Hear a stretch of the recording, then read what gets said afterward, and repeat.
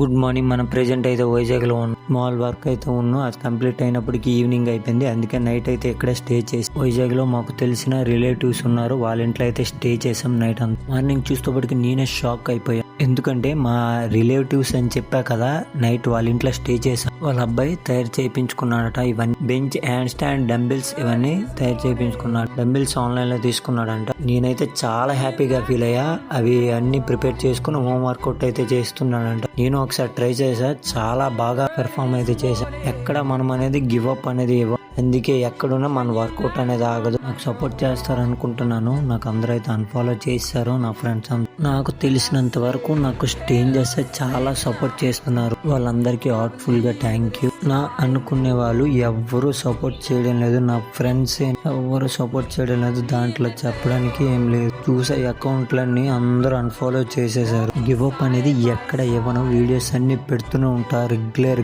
మనం కొత్త సిరీస్ అయితే స్టార్ట్ చేస్తున్నాం. మీరైతే సపోర్ట్ చేస్తారు అనుకుంటున్నాను. నా ఫ్రెండ్స్ ఎవ్వరూ సపోర్ట్ చేయరు. నాకు తెలిసినంత వరకు మీరే సపోర్ట్ చేస్తారు అనుకుంటున్నాను. నా ఫ్రెండ్స్ లో చాలా తక్కువ మంది సపోర్ట్ చేస్తున్నారు. Next level కలుద్దామంటే